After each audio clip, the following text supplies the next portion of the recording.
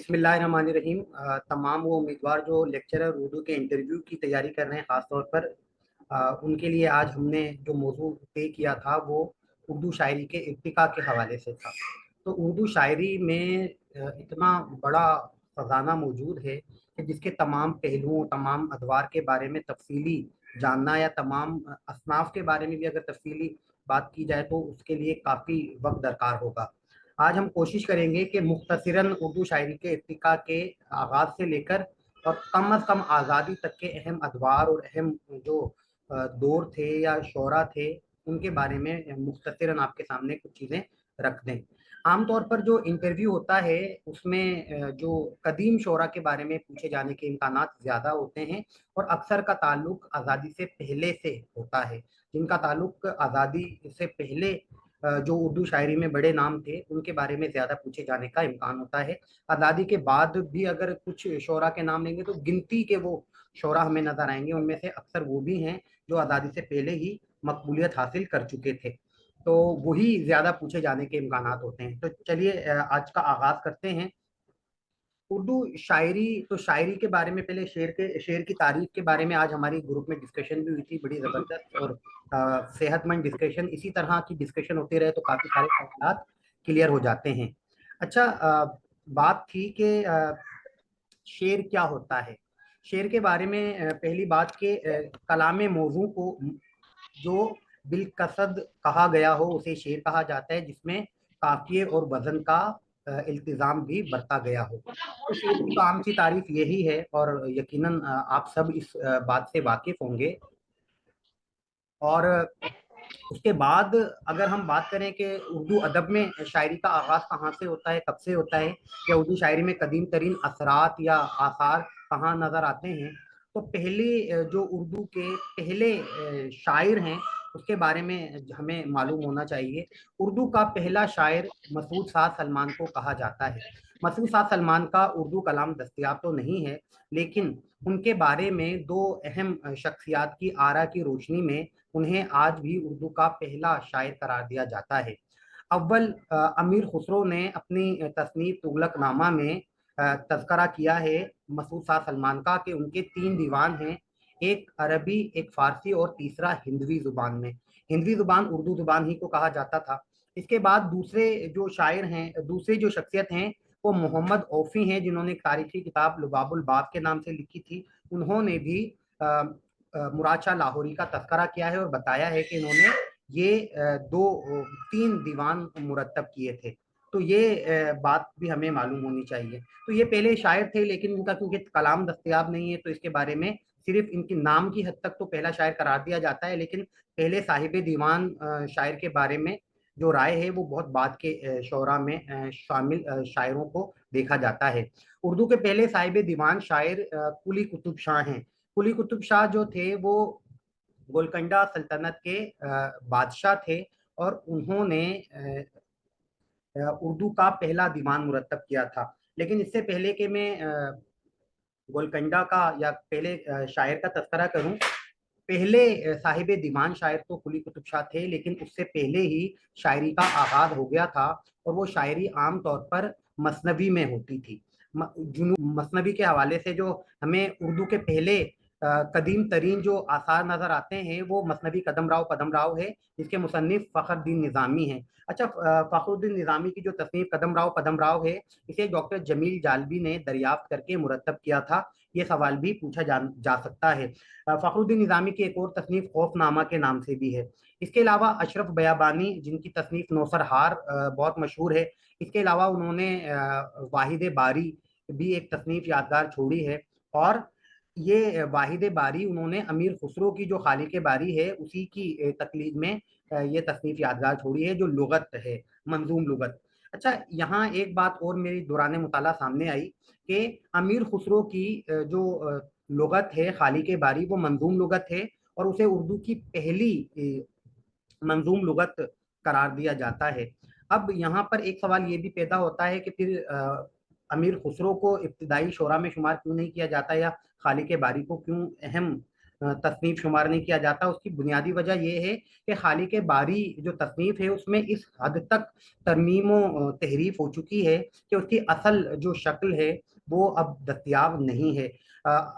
حافظ محمود شیرانی نے خالق باری کے حوالے سے اچھے خاصے داخلی شواہد سے ثابت کیا کہ اس میں جتنے اشعار ہیں اس میں امیر خسرو کے زمانے کی باتیں نہیں بلکہ 200-300 سال کے بعد کے زمانے کی چیزیں بھی بیان کی گئی ہیں۔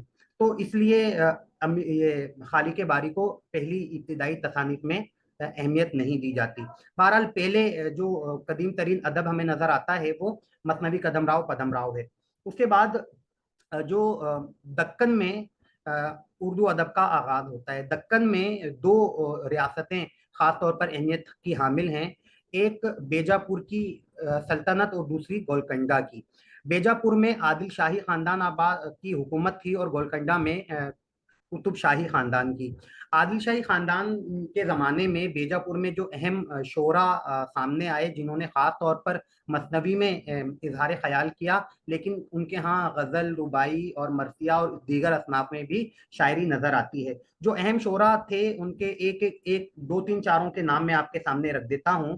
اور مقیمی ایک شاعر تھے جن کی مثنوی چندر بدن و مہیار کے نام سے تھی۔ ملک خوشنود جو ملکہ خدیجہ سلطان کے جہیز میں آئے تھے اور غلام تھے، انہوں نے دو تصانیف یوسف زلیخا اور ہشت بہشت کا ترجمہ کیا تھا۔ جب ملکہ خدیجہ سلطان جو ہیں وہ قلی قطب شاہ کی بہن تھیں اور ان کی شادی عادل شاہی خاندان کے بادشاہ سے شہزادے سے ہوئی تھی، تو وہ ان کے ساتھ جہیز میں بھی غلام بھی آئے تھے جس میں ملک خوشنود بھی شامل تھے، جنہوں نے بعد میں شاعری کے حوالے سے شہرت حاصل کی اپنی دو تصانیف کے میں۔ کمال خان رستمی بھی شاعری کے حوالے سے شہرت رکھتے ہیں کہ ان کی مثنوی خاور نامہ بہت مشہور ہے، اور خاور نامہ دراصل فارسی میں ابن حسام کی مثنوی ہے جس کا ترجمہ کمال خان رستمی نے کیا تھا۔ نصرتی بھی بیجاپور سلطنت کے ایک اہم شعراء میں شمار ہوتے ہیں، ان کی تصانیف میں گلشن نامہ، علی نامہ اور تاریخ سکندری شامل ہیں۔ نصرتی وہ شاعر ہیں جو نہ صرف مثنوی بلکہ ان کی مثنوی میں قصیدے کے اثرات بھی نظر آتے ہیں۔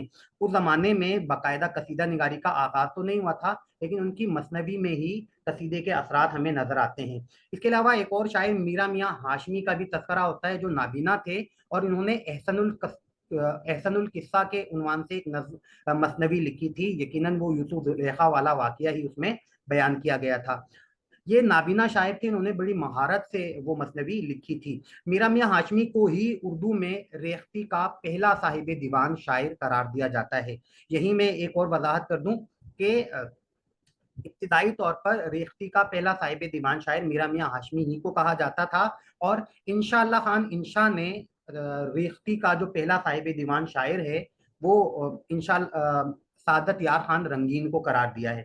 لیکن میرا میاں ہاشمی بھی ریختی کے پہلے شعراء میں شامل ہیں، لیکن اس وقت تک کیونکہ ریختی کا باقاعدہ آغاز نہیں ہوا تھا، اس لیے ہم کہہ سکتے ہیں کہ وہ باقاعدہ طور پر ریختی کے شاعر نہیں تھے، لیکن ریختی کے اثرات ضرور اس میں نظر آتے ہیں۔ اچھا، اس کے بعد گولکنڈہ کی سلطنت پر آتے ہیں۔ گولکنڈہ میں قطب شاہی خاندان کی حکومت تھی، اور یہیں کے بادشاہ محمد قلی قطب شاہ اردو کے پہلے صاحب دیوان شاعر کہلاتے ہیں۔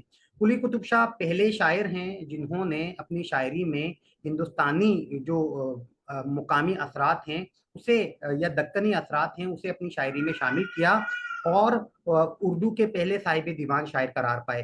قلی قطب شاہ نے تقریباً 50,000 اشعار کہے ہیں، اور انہوں نے اپنی شاعری میں 17 تخلص بھی استعمال کیے۔ ان کی وفات 1611 میں ہو گئی تھی۔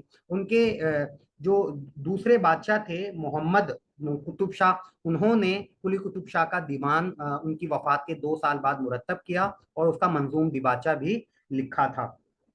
دیگر شعراء میں ملا وجہی کا نام قابل ذکر ہے۔ ملا وجہی قلی قطب شاہ کے درباری اور ملک الشعراء کہلاتے تھے۔ انہوں نے قلی قطب شاہ اور ان کی محبوبہ بھاگمتی کی داستان عشق کو قطب مشتری کے نام سے نظم کیا تھا۔ یہ اردو کی بہترین مثنویوں میں شمار کی جاتی ہے۔ قطب مشتری میں قلی قطب شاہ اور ان کی محبوبہ مشتری جس کا نام بھاگمتی تھا، ان کی داستان عشق کو پیش کیا ہے۔ قلی قطب شاہ نے بھاگمتی کے نام پر ایک شہر بھاگ نگر آباد کیا، بعد میں اسے حیدر محل کا خطاب دے کر اس کا شہر کا نام حیدرآباد رکھا. حیدرآباد دکن یعنی قلی قطب شاہی نے آباد کیا تھا. اس زمانے کے دیگر شعراء میں ابن نشاطی کی پھول بند اور غواصی ایک بڑے اہم شاعر تھے جن کی 3 مثنویاں سیف الملوک و بدیع الجمال، طوطی نامہ اور مینا ستونتی قابل ذکر ہیں جنہیں اردو ادب میں خاص مقام حاصل ہے.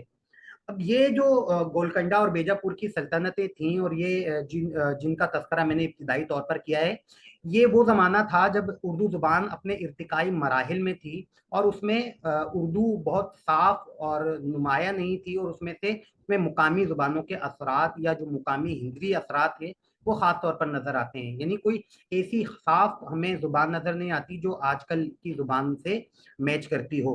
ایک شعر میں آپ کے سامنے پیش کر دیتا ہوں قلی قطب شاہ کا، جو ایک ہی شعر مجھے یاد ہے.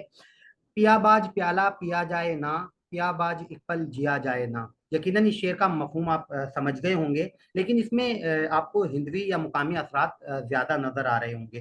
اس کے بعد جو اردو کا بڑا ایک سمجھیں کہ نقطۂ عروج تھا نئی شاعری کے حوالے سے، یا ایک بڑا اہم نام تھا، وہ ولی دکنی ہے. ولی دکنی پہلے شاعر ہیں جنہوں نے ہندوستانی اور فارسی روایت کو ملا کر اردو شاعری کا ایک نیا خمیر تیار کیا. ولی دکنی نے ابتدائی زمانے میں تو ہندوی اور مقامی اثرات سے کے مابین یا امتزاج سے شاعری کی، لیکن جب سن 1900 میں وہ اپنے دوست سید عبد المعالی کے ہمراہ دہلی آئے تو یہاں پر ان کی ملاقات سعد اللہ گلشن سے ہوئی. یہیں پر سعد اللہ گلشن نے ولی دکنی کی شاعری سن کر انہیں فارسی زبان سے استفادہ کرنے کا مشورہ دیا اور کہا کہ جو فارسی روایت ہے شاعری کی اسے بھی اپنی ہندی شاعری میں کیوں استعمال نہیں کرتے. یہ مشورہ ولی دکنی کو پسند آ گیا اور انہوں نے فارسی روایات، موضوعات، اسالیب بیان، تراکیب، تشبیہات و استعارات اور تمام خصوصیات کو اپنی شاعری میں اس طور پر سمیٹا کہ اردو شاعری کی ایک نئی روایت نے جنم لے لیا اور ولی دکنی اس نئی روایت کے معمار اول قرار پائے. ولی دکنی کی شاعری میں قدیم اثرات کے ساتھ جدید ایسے اثرات بھی ہیں کہ ان کی زبان ہمیں آج کے زمانے کی زبان محسوس ہوتی ہے. ولی دکنی کا انتقال 1720 سے 25 کے درمیان ہوا تھا. ڈاکٹر جمیل جالبی کے مطابق ان کے چند اشعار سن لیں، آپ کو اندازہ ہوگا کہ ان کی زبان کس قدر صاف اور اس آج کے زمانے سے بھی متعلقہ نظر آتی ہے. شراب شوق سے سرشار ہیں ہم، کبھی بے خود کبھی ہوشیار ہیں ہم. مفلسی سب بہار کھوتی ہے، مرد کا اعتبار کھوتی ہے. باعث رسوائی عالم ولی، مفلسی ہے مفلسی ہے مفلسی. جسے عشق کا تیر کاری لگے، اسے زندگی کیوں نہ بھاری لگے. یہ وہ اشعار ہیں جو آج بھی ہمارے زبان میں عام طور پر استعمال کیے جانے والے الفاظ پر مشتمل ہے. اس کے بعد جو دیگر چند شعراء سامنے آئے ان میں ایک نام بڑا ہے، وہ سراج اورنگ آبادی کا ہے. سراج اورنگ آبادی نے اپنی شاعری کا آغاز بہت کم عمری میں کیا اور تقریباً 20-22 برس کی عمر میں ہی اپنا دیوان مرتب کر لیا تھا. سراج اورنگ آبادی اپنے آپ کو ولی دکنی کا جانشین قرار دیتے تھے اور ان کی شاعری میں وہ خصوصیات ہیں جو انہیں اردو کے بہترین شعراء میں شمار کرتی ہیں. سراج اورنگ آبادی جو ہیں وہ بعد میں ان کے جو پیر و مرشد ہیں ان کے حکم پر شاعری سے باز آئے اور اس کے بعد وہ تصوف کے معاملے میں زیادہ چلے گئے اور ایک بزرگ کے طور پر بھی مشہور ہیں. سراج اورنگ آبادی کی زبان بھی کافی حد تک صاف اور ان کی شاعری کے اندر بھی ایک واضح پیغام اردو شاعری کے حوالے سے نظر آتا ہے. ایک دو شعر سن لیں کہ جو چڑھا دار پر ہوا منصور، یہ محبت کی پہلی منزل ہے. اچھا بھائی آ گئے تو اب وہ محمد حسین آزاد میں شاید. اچھا چلیں اعجاز بھائی اس سوال کا جواب دیجیے گا کہ اپنا جمیل جالبی نے ولی دکنی کا جو شاعر ہے وہ کس مطلب کہاں کا بتایا ہے، کیونکہ اختلاف پایا جاتا ہے کہ ولی وہ دکنی گجرات کا سے تعلق کہاں سے بتایا ہے؟ جی تعلق، اور ایک یہ تعلق بتائیں اور دوسرا یہ بتائیں کہ ان کو بابا آدم کس نے کہا ہے، سب سے پہلے کس نے کہا اچھا، اور کیوں کہا ہے؟ ان کو باوا آدم تو محمد حسین آزاد نے کہا ہے. ولی دکنی کو اردو شاعری کا باوا آدم محمد حسین آزاد نے قرار دیا ہے. اچھا، ولی اس کا تعارف کے حوالے سے جو باتیں ہیں، تعارف میں ولی دکنی کو گجرات سے بھی بتایا جاتا ہے، بلکہ شاید محمد حسین آزاد نے ان کا تذکرہ ولی گجراتی کے نام سے ہی کیا ہے اور ان کے ناموں کے حوالے سے بھی اعتراض ہے. لیکن جمیل جالبی نے جو زیادہ تر لکھا ہے کہ ان کا نام سید ولی محمد اور ان کا ताल्लुक दक्कन से था। अजदाद का ताल्लुक गुजरात से जरूर था, लेकिन ये इनका ताल्लुक दक्कन से था। और फिर इनकी वफात के बाद इनका जो मज़ार है वो अहमदाबाद में तामीर हुआ था। अहमदाबाद में वली दक्कनी का मज़ार था, और उनके मज़ार पर चीनी का जो पत्थर लगा है वो चीनी के पत्थर लगे होते थे, और उस वजह से इन्हें चीनी वाले बाबा भी के नाम से भी ये मशहूर हैं। अब मैंने ताज़ा तरीन एक बात पढ़ी थी, शायद मैंने वीडियो में भी उसके बारे में बताया था, कि तकरीबन 2000 के बाद जो हिंदुस्तान में अहमदाबाद गुजरात में खास तौर पर जो फसादात हुए थे, उसमें वली दक्कनी के मज़ार को भी मुनहदम कर दिया गया था, उसको भी गिरा दिया गया था। तो ये भी एक अलमिया तो है।